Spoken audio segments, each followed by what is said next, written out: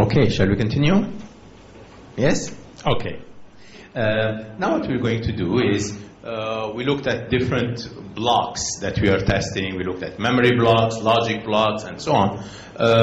We will look at the entire SoC now to see how are we going to play this game. That is, if I have my SoC that has different blocks, this green one is a logic block, these orange ones are analog mixed signal blocks, and these blue ones are memory blocks. I need to be able to test this entirety. So to test this entirety means that I need to access all of them. For memories, we agreed that we will have a memory with a wrapper that interacts with it, and this processor that has in it test algorithm, diagnostic, and redundancy allocation algorithms to interact with. Similarly here. With this, we thought about this compression aspect with logic, and then again, it has a wrapper that talks to a manager here. These guys similarly do have their own local manager and so on. So to do this properly, I need to think of each block, to think of the access wrapper there, allowed for it, for different ones, and to think of if there is hierarchy, then I need an intermediate manager to run my hierarchy. It's called the subserver here at this level. It's a manager for this block. So if I have these three elements here, three IPs, these three IPs are run by this subserver. Okay? And then similarly this guy will have its own, and these will report to the server, which happens to be here. And there's a ring, if you notice, this IEEE 1500, which happens to be a standard, we'll talk about it. This interface standard is passing through these processors, this subserver, this logic block, and coming back with this manager. So this manager will tell this guy to test the memories, will tell this guy to test the logic, and will tell this guy to run those blocks back to back. Some of this will be quite useful because it will not allow me to test multiple things at the same time. Okay? But what's important is that while those boxes are intelligent, the wrappers, the subservers, the servers, the connection between them usually is better to use a standard connection. And IEEE standards do come up with such nice standards that allow us to handshake with each other nicely if one box, if this box is coming from some IP supplier, if this is coming from somewhere else, and that's coming from somewhere else, if they are all talking the same handshake, then it becomes easier to plug and play, bring pieces together nicely. So while I like to see that the server, the subserver that are provided are very intelligent in their nature, therefore I need to get them from a certain source, but the IEEE standard is the same from wherever I get if people are abiding by that. With that, I would create different entities that are quite self-contained, capable by themselves, and the entirety working together nicely. So this allows me to do divide and conquer to ensure that these boxes are good. Now, these IEEE standards that I'm mentioning are different. We have many standards that we have developed in the test community, some of which are chip-level standards, others are for systems, for boards, as well as for 3D boxes. Let's see which one of those will be useful to us. In a given SoC, the most useful one is this IEEE 1500 standard. So this is a very good standard because it is at the core level, at the IP level. It allows us to have the same handshake, whether that core is a memory or is a logic or analog block and so on. It's independent of the content of the core. It has a handshake mechanism, we'll see in a second, that will allow us to build these hierarchies and deal with them. And it goes with one more standard to go with, which is the second one, the core test language. So while this is an access, a hardware kind of mechanism, this is a soft mechanism. It's a description language for every core to describe the test patterns of that core. So it's a test language describing the patterns of this core. There are other standards as well which could be useful. This is another language for chip level, where this is at the core level, at the IP level.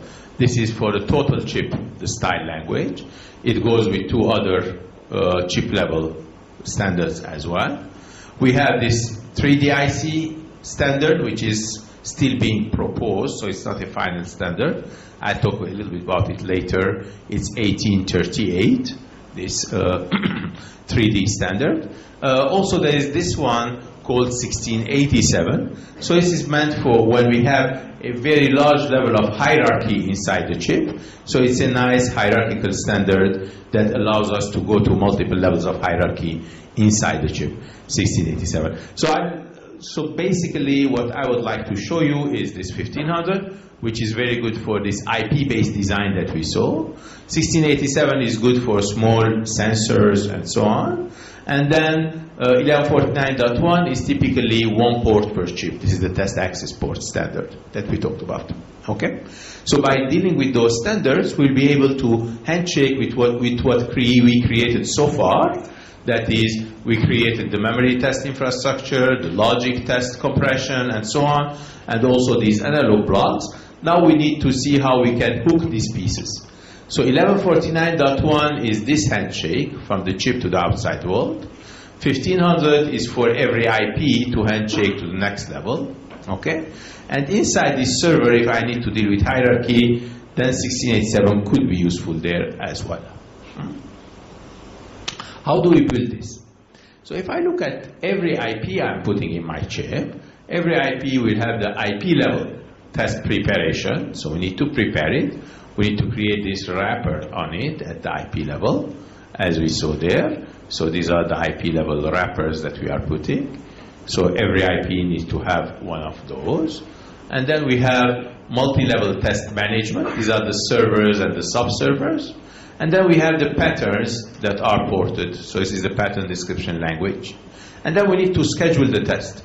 We need to see which cores or which IPs can run together versus others in order to minimize the test time while we are not damaging the chip. So you don't want to run everything at the same time, because that could be more activities than necessary. It can be more power consumption than necessary.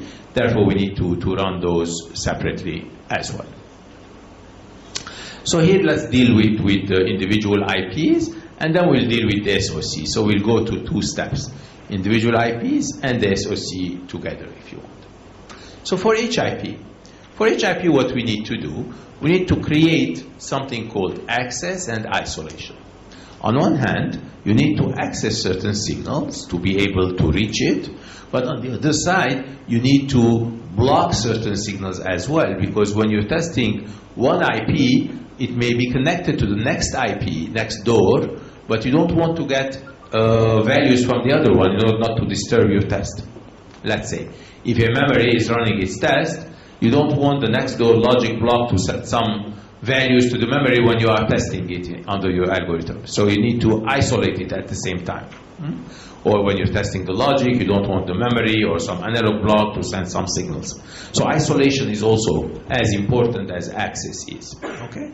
So accessing and isolating are important things. So in the test access port, I have terminals I have to deal with. And then in some cases, I need to have full BIST engine. So BIST is, as you know, BIST has the ability to have the self-test, therefore have less dependency on ATE, on the automotive testing equipment. So BIST is nice because it gives you the self-test capability in-house.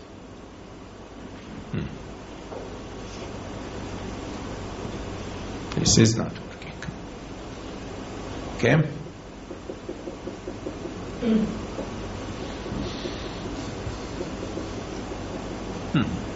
Also, this is not working.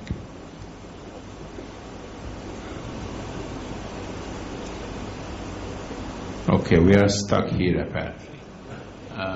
Who is my helper? No one? Also she?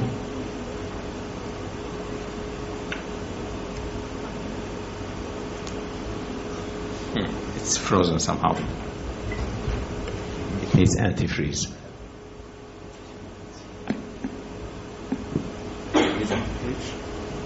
Yeah, it was not turning the pages. Now it is. Now it is. Thank you so much. See? Having good helpers is useful. Okay, so what are we saying here? Here we're saying that I have a core, I need to wrap it now nicely. If this is my core, it's a logic core, let's assume. What do? Is I say this is a big core. I may need to have access to it, but that access need to bring multiplexers. So there is a normal mode operation will be connected here, but the muxes will bring me to some value from outside. Okay, that's reasonable. And this access, these muxes can be internal, can be like this, so I have access to this. And my core was very big, therefore I can divide it to two pieces. I can handle this one separately as testing, and this one can be separately as testing as well. And I may decide how many IOs I need to handle in each case, how big the core can be. Can be 100 pins, can be 1,000 IOs, and so on. So accordingly, I will decide what to do. Now, when I'm dealing with the pins, with the IOs of the core, we call them the terminals. Those terminals can be of different types. So here, for instance, you're seeing that the terminals are like this, okay? And then there are some non-wrapper flops. This is the first flop at the entry. These are functional flops. I didn't add anything for test. These are functional flops as well. There is some combinational logic after this while going to the terminal. So between the terminal and the last level of flip-flop, I have some combination logic here, some combination logic there as well. So what I typically do is, to do the testing, I can dedicate extra flops here. I say, okay, these are the extra flops. I am isolating and accessing my core with this green ring. That is good, but it's a little bit expensive. So what I would say here, for instance, I don't need one green because this is automatically accessible to me after this gate, right? So this can be my layer, and this can be the other one to come with. So that way I can share some, and I can maximally utilize it. In this case, I was not able to have, since these were two, I was not able to go through this. Therefore, I need to add one here. But there and there, I don't need to add. I can reuse an existing functional flop. So in some cases, I'm using functional flop. In some cases, I'm adding dedicated flop. Of course, this analysis requires some thinking. Therefore, I need to be able to prepare it properly. I need tools for that. So for wrapping, usually wrappers need certain instructions. So IEEE 1500, this standard that we liked and I mentioned to you about, this 1500 standard incorporates in it, incorporate wrapper signature register, this one, and it brings you a WIR, that is instruction register. So if you send an instruction, it will come to the serial input, to the serial output. This instruction will be decoded and will take you to different boundary registers, will take you to bypass registers, and so on and so forth.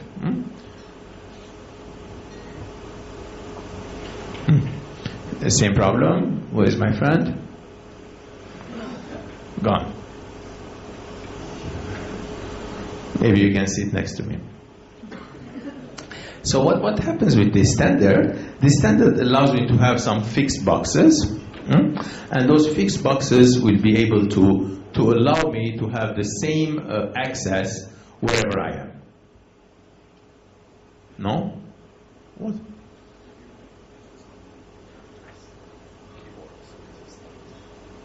Okay, let's see if it will do it again.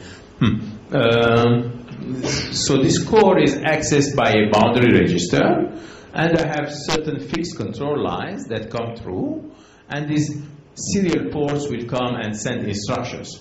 So each one of my cores will have this additional layer. You see, there's a small layer with an instruction register, 6 lines coming in, control lines, and the boundary register.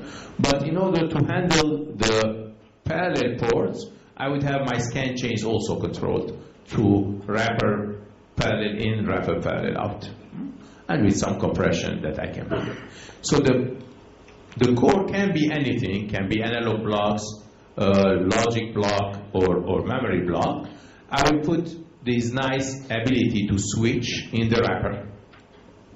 So each one of them will have this blue isolation wrapper. This is the ring around it for access and isolation. The same thing that we discussed before, the weir, the bypass register, the wrapper boundary register is sitting there. So now I can access this core either during functional mode. This is normal functionality, nothing to do with testing. I'm coming in, doing some stuff to my core, and taking some values out. This is normal path during normal operation. However, during test operation, I will come in through this and run some tests on it, and then take some results and go out. So it allows me to do normal function, it allows me to do some test function, and there is an instruction register to put it in different modes. Okay, it's a nice way because it's standardized on one hand, and it gives me the necessary isolation. Now, while I'm doing this test, I need to read and write to some registers. So the core itself has certain core data registers in there that need to be accessed and either read from or written into those. And in my wrapper, I introduce some additional registers. I introduced mandatorily this weir and bypass, but optionally there are some additional registers as well. So therefore I have a set of registers here, another set there, and I can access them all. I can go in and out and play with them with some mandatory instructions and some optional instructions. Now, we spoke about these soft cores and hard cores this morning. Now, some of them will have soft cores. In the case of soft cores, we will prepare them for IEEE 1500. That is, the soft core will have everything necessary, but will not have the wrapper of the 1500 core. This will be added by the user. With the hard cores, typically it will come wrapped. So if I'm buying a hard core, an analog one or a memory one or some nice core, then I can wrap it in advance as IP provider and provide it. Eventually, the wrapping will happen. So either the IP provider wraps it and sells the core, or the IP user adds the wrapper on it. The wrapper is for isolation and access. So it depends on who is putting that and where we are putting it accordingly. Now, typically what's happening is I'm having a core, then I'm taking it through my tool. That tool will allow me to do the wrapper on it, and then I have a core now with the red wrapper with some green access mechanisms. This is a natural outcome, and in some cases for the prepared one, I don't have the red wrapper, but I have these green ones only. The red one will be added by the user when the user comes to this core. This wrapping depends on a number of things. It depends on what kind of ports I have, digital, analog clock lines, reset lines, frequency, activation lines, and so on. So these are the ports, these are the IOs of the core. Then there is the chain information, the DFT information. There is analog and test patterns, if you want. And what are the test patterns? So when I'm receiving an IP will have all these things for me to be able to put 1500 wrapping on it. So each IP or each core, each block will come up with information. Accordingly, I'll put it. What we saw earlier, for instance, of memories with a star processor, this SMS processor, to run test and repair on those memories.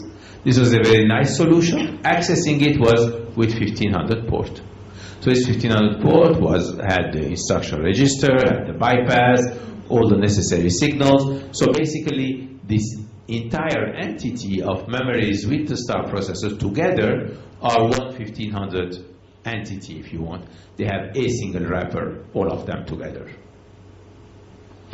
If I'm dealing with ADC, that is analog to digital converter, the ADC BIST will also have a similar 1500 port on it. If I have my logic block, that will do the same as well. So if you look at this, you see this analog mixed signal, the ADC, the embedded memory, they all have their 1500 ports, and they sit on a 1500 bus, and this 1500 bus talks to the server, which is the manager that access the chip tap, the test access port.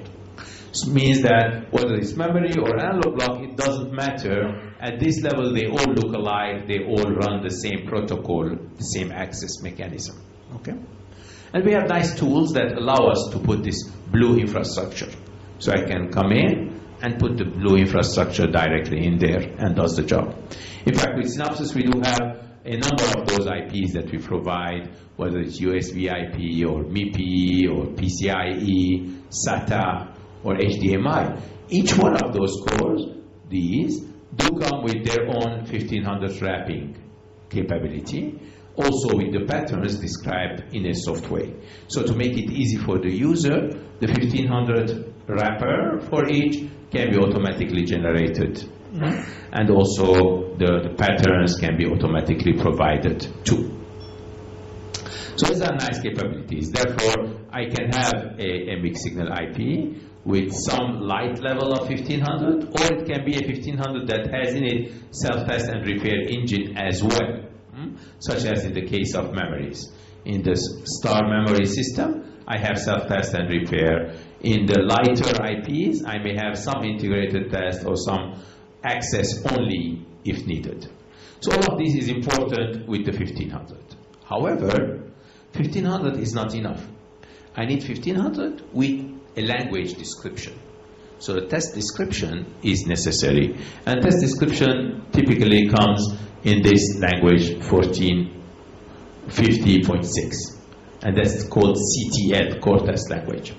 So each time I have a core, I do have a core test language.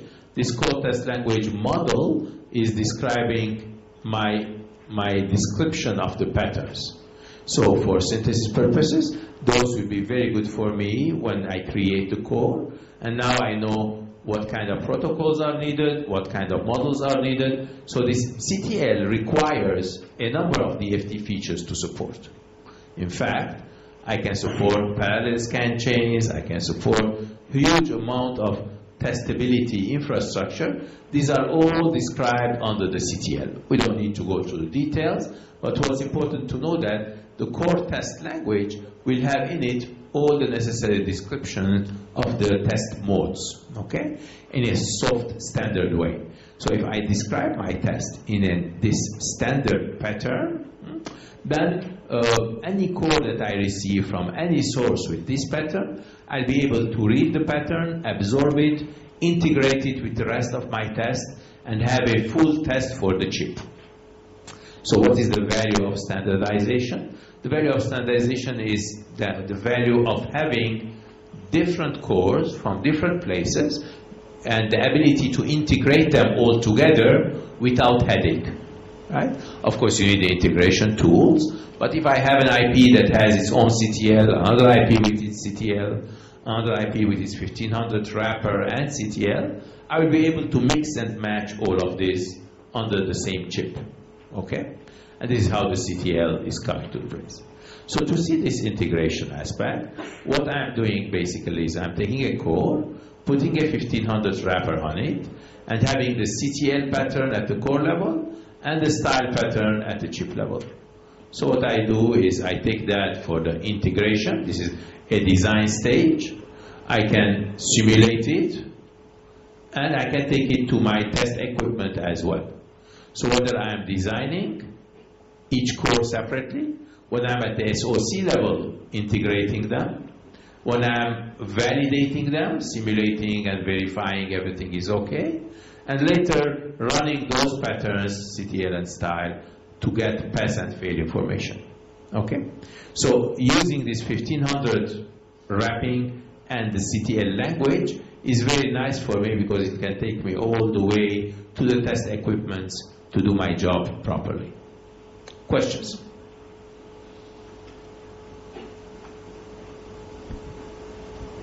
So the way I'm showing to you is that you can divide between what you are testing and how you are testing it. And this is standard way of accessing it in order to allow you to do all the steps by having a standard language such as CTL and a standard hardware such as 1500.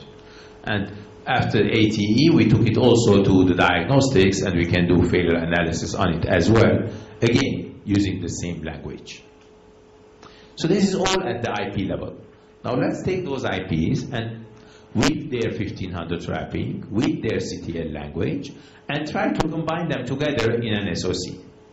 So if every wrapper had its CTL and 1500, now we bring them all together nicely, put them under an SoC umbrella. So let's say we had this IP1 that has its own CTL and its wrapper. This red is the 1500 wrapper. Here also we have the red 1500 wrapper and CTL, and we bring them together into this server, into the test access port.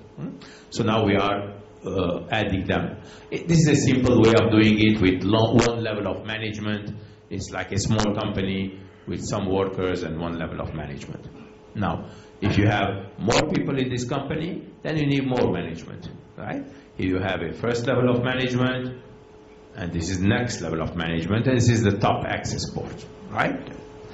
From a top access port, I can run these two who run their own managers, who run their own IPs and cores underneath. So the more chip is having IP